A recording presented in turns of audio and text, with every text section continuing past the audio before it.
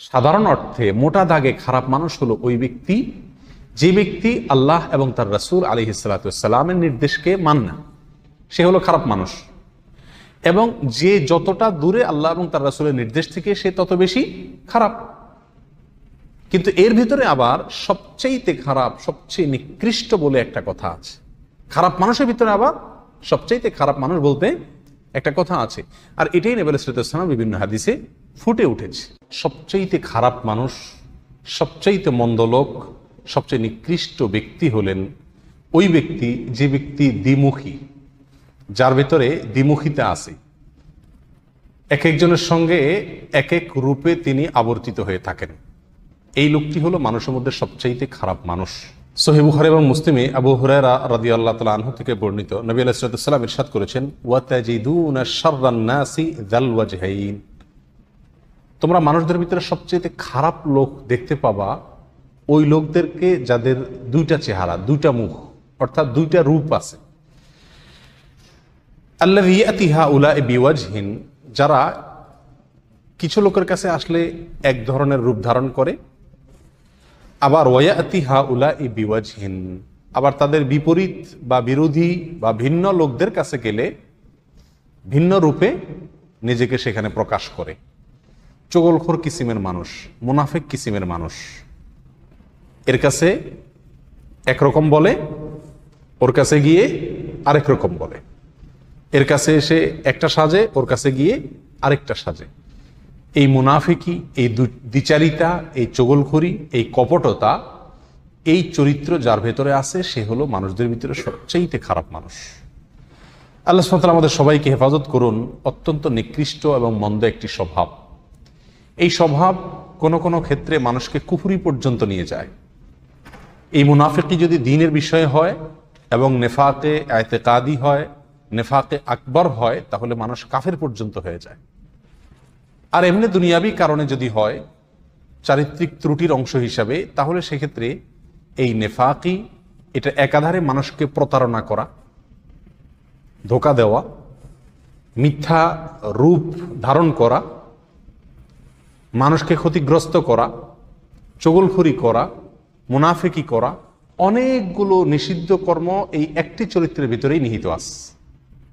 এই জন্য সবার কাছে ভালো থাকার চেষ্টা, অথবা সবার কাছে গিয়ে তার গল্প বলা, তার বিরোধীর কাছে গিয়ে তার গল্প বলা, এই চগলখড়ি, দ্বিচারিতা বা মুনাফিকির চরিত্র আজকাল সমাজে প্রচুর পরিমাণে আছে। আমাদের সবার ভিতরে কম বেশ এই দুশ্চরিত্র আছে।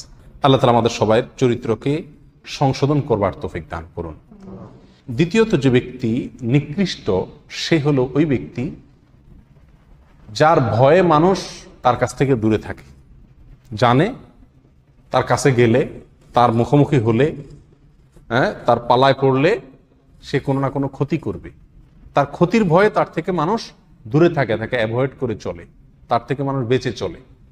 এরকম সন্ত্রাসী হতে পারে, চিটার বাটপার হতে পারে, যে কোনো ধরনের খারাপ চরিত্রের মানুষ, যার অনিষ্ট থেকে, যার ক্ষতি থেকে বাঁচার জন্য মানুষ তাকে এড়িয়ে চলে, তার থেকে দূরে থাকার চেষ্টা করে। এই মানুষ হলো মানুষের ভিতরে সবচেয়ে নিকৃষ্ট মানুষের তালিকা।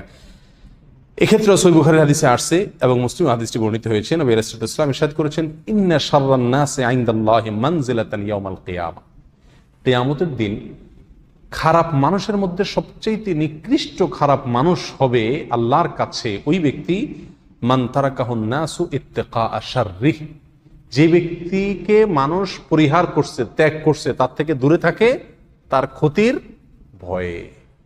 সবাই জানে যে তার কাছে গেলে বা তার কাছে ভিড়লে বা তার পথ মাড়ালে বা তার পালায় পড়লে সে আমার কোনো একটা ক্ষতি করবে। তাহলে আমাকে চিন্তা করতে হবে যে আমার ভেতরে এরকম কোনো স্বভাব আছে কিনা। কোনো মানুষ আমার কাছে আসে না, ভিড়ে না, আমার ভয়, আমার ক্ষতির ভয়, আমার জুলুমের ভয়, আমার অবিচারের ভয়, আমার অন্যায়ের ভয়ে এরকম আছে কিনা। যদি হয় তো মনে রাখতে হবে এটা আমার জন্য অত্যন্ত নিকৃষ্ট একটি চরিত্র যে আমার ভিতরে আছে। তাহলে মনে রাখতে হবে যে এর মানে হলো আল্লাহর কাছে আমি সবচাইতে নিকৃষ্ট মানুষ। আমরা অনেকেই বরং উল্টা গর্ব করে থাকি, যখন আমার ধারে কাছে মানুষ ভয় ভিড়ে না, আমি মনে করি যে আমি খুব বাহাদুর মানুষ, ভয় আমার ধারে কাছে আসে না। যার ক্ষতির ভয়ে তার কাছে মানুষ যায় না, সেই ব্যক্তি আল্লাহর কাছে সবচাইতে খারাপ মানুষ।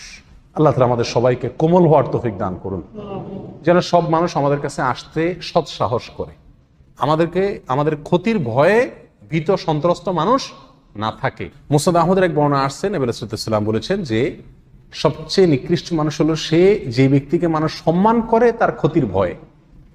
সালাম আলাইকুম, কেমন আছেন ভাই, বড় ভাই, সিনিয়র ভাই, নেতা ভাই, এ যত ইজ্জত সম্মান করে এগুলো সব কি জন্য? যে নেতা সাহেবকে ইজ্জত না করলে এটা ক্ষতি করে দিবে, সালাম না দিলে আমার একটা বিপদ হতে পারে, সে আমার উপরে ক্ষেপে যেতে পারে। এই যে ক্ষতির ভয়ে আশঙ্কায় সম্মান করে, এরকম যদি কোনো লোক থাকে সমাজে, তাহলে এই লোকটা সবচাইতে নিকৃষ্ট মানুষ। তাহলে দ্বিতীয় শ্রেণীর সবচাইতে নিকৃষ্ট মানুষ, এই দুইটা হাদিসে দুই রকম আসছে, দুইটাই প্রায় কাছাকাছি। একটা হলো ক্ষতির ভয়ে তার থেকে দূরে সরে, আরেকটা হলো ক্ষতির ভয়ে তাকে কি করে?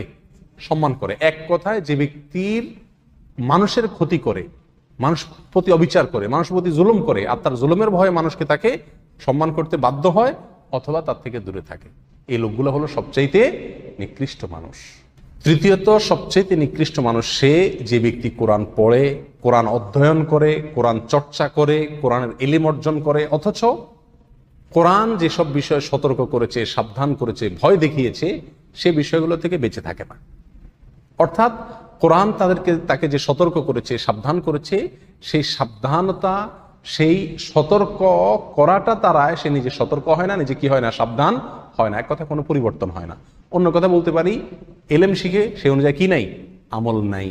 কোনো বর্ণনা আসছে, এক্ষেত্রে ওলামা ইকরামের কথা বলা হয়েছে, ওই আলেম, যে আলেম তার এলেম দ্বারায় কোনো উপকৃত হয় না, সে নিজের এলেম দ্বারা কি হয় না? নিজে উপকৃত হয় না বা মানুষকে উপকার করতে পারে না। অর্থাৎ এলেম শিখে কিন্তু সে অনুযায়ী কি নাই? আমল নাই। এ লোকগুলো সবচেয়ে নিকৃষ্ট মানুষ। মুস্তাদরাক হাকিমের এক হাদিসে বর্ণিত হয়েছে, নবী সাল্লাল্লাহু আলাইহি ওয়াসাল্লাম বলেছেন, ওয়া ইন্না মিন শাররিন নাসি রাজুলান ফাজিরান ইয়াকরাউ কিতাবাল্লাহি লা ইয়ারআউই ইলা শাইইন মিনহু। আর নিশ্চয়ই মানুষের ভিতরে সবচেয়ে নিকৃষ্ট মানুষ হলো, সবচেয়ে খারাপ মানুষ হলো ওই লোক, ফাসিক মানুষ, ওই খারাপ মানুষ যে ব্যক্তি আল্লাহর কিতাব পড়ে, অথচ আল্লাহর কিতাবে যে বিষয়ে সতর্ক সাবধান করা হয়েছে সে বিষয় দ্বারা নিজেকে কি করে না? সাবধান সতর্ক করে না, মন্দ কাজ থেকে বেঁচে থাকে না, কিতাব অনুযায়ী আমল করে না। এগুলো সবচেয়ে খারাপ এবং নিকৃষ্ট মানুষ। 4 নম্বর সবচেয়ে নিকৃষ্ট মানুষ সে যে ব্যক্তি দুনিয়াবি কোনো কারণে তার দিনকে ধ্বংস করে, দুনিয়াবি স্বার্থের কাছে দিনকে বিক্রি করে দেয়, ধর্মকে বিক্রি করে দেয়, দিনদারিকে বিক্রি করে দেয়, আমানতদারিকে বিক্রি করে দেয়, আল্লাহর ভয়কে, তাকওয়াকে বিক্রি করে দেয়। কিসের ভয়ে? কিসের বিনিময়ে? দুনিয়ার কোনো তুচ্ছ বিষয়ের বিনিময়ে। দুনিয়ার যত বড় বিষয় হোক না কেন এটা তুচ্ছ। দুনিয়ার যে কোনো বিষয়ের বিনিময়ে যে ব্যক্তি তার দিনকে বিক্রি করে দেয়, এগুলো হলো 4 নম্বর সবচাইতে নিকৃষ্ট মানুষ। এক্ষেত্রে সুনান ইবনে মাজাহ হাদিসে আসছে, নবী সাল্লাল্লাহু আলাইহি ওয়াসাল্লাম বলেছেন, আবু উমামা রাদিয়াল্লাহু আনহু বর্ণনা করছেন, মিন শাররিন নাসি মানজিলাতান ইনদাল্লাহি ইয়াওমাল কিয়ামাতি আবদুন আযহাবা আখিরাতাহু বিদুনিয়া গায়রিহি। আল্লাহর কাছে কিয়ামতের দিন নিকৃষ্ট মানুষদের মধ্যে সবচাইতে নিম্ন স্তরের নিকৃষ্ট মানুষ, সবচাইতে খারাপ মানুষ, মন্দ লোক ওই ব্যক্তি যে ব্যক্তি তার আখিরাতকে নষ্ট করে ফেলছে, আখিরাতকে বরবাদ করে ফেলছে, আখিরাতের স্বার্থকে জলাঞ্জলি দিয়েছে। কিসের কারণে?